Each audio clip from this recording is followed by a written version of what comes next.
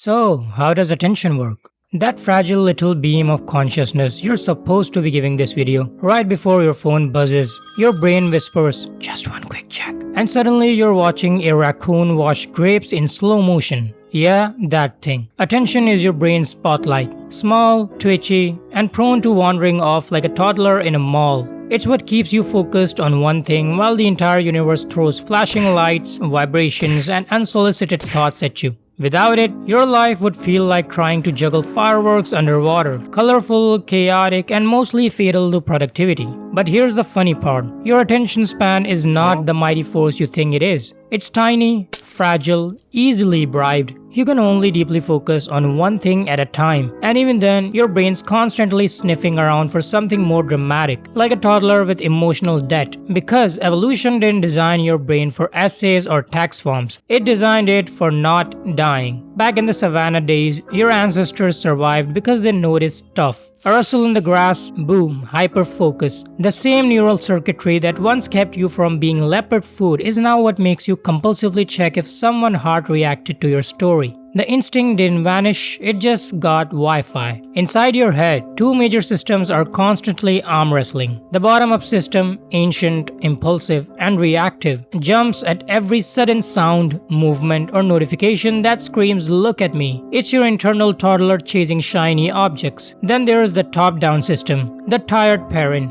trying to say, "No, we're doing something important right now, please stop licking the metaphorical socket." Every app, every billboard, every glowing rectangle in your house is designed to hijack your bottom-up system. Thumbnails with faces mid-scream, headlines with words like shocking, autoplay videos that never ever stop. We basically built a civilization that functions like a casino for your neurons. Everything flashing, pinging, and yelling one more scroll. Your attention, at this point, is a currency. Limited, valuable, and aggressively mined. Companies don't sell products anymore, they sell your focus. The longer you look, the more valuable you become. You're not the customer, you're the crop. But what's really happening under the hood is even more absurd. Inside your skull, millions of neurons are working overtime powered by dopamine, the molecule of, ooh, something new. Every time you switch tasks or check notifications, you get a tiny dopamine hit. It feels productive, but really you're just giving your brain a chemical treat for being distracted. Multitasking, as it turns out, isn't real. It's just serial distraction with better marketing. When you think you're doing two things at once, your brain's actually toggling back and forth, paying an attention tax each time. Imagine trying to watch two movies at the same time on one projector. The image flickers, the sound glitches, and by the end, you don't remember the plot of either. That's your brain on multitasking.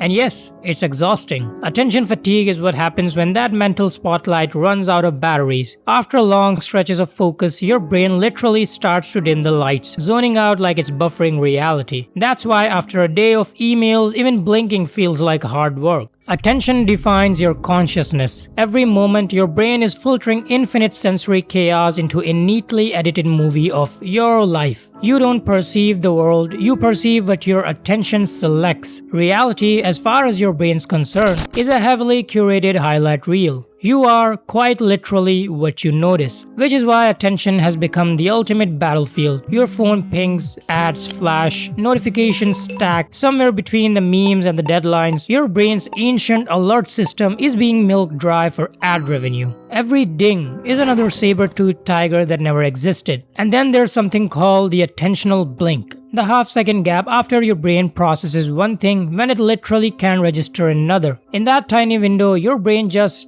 misses reality. You blink mentally, which means every time you think you're perfectly alert, you're actually skipping frames of existence like a lagging live stream. But there's hope, a kind of digital enlightenment, flow state. That rare moment when your attention, effort, and action fuse into one. You're not distracted, you're not trying, you're just doing. Time evaporates, your brain syncs perfectly with the task, and for a while, you stop feeling like 13 open tabs. It's one of the few moments where the spotlight stops flickering, where consciousness actually feels smooth. Ironically, the harder you chase focus, the less likely you are to find it. Attention can be forced. It can only be invited. It's like tuning an old radio. You can grab the signal, but you can create silence long enough to hear it. That's what meditation, art, and even boredom are. Not wasted time, but maintenance for the mind. Because attention isn't just about looking at something, it's the act of deciding what matters. It's the filtration process that shapes your very sense of being. In a world drowning in noise, focus becomes an act of rebellion. So, how does attention work? It's not just a mechanism, it's the architect of your reality, the force that stitches chaos into meaning, the invisible editor of your consciousness, choosing what stays in frame and what fades into nothing. What you look at becomes your world, what you ignore might as well not exist. So, maybe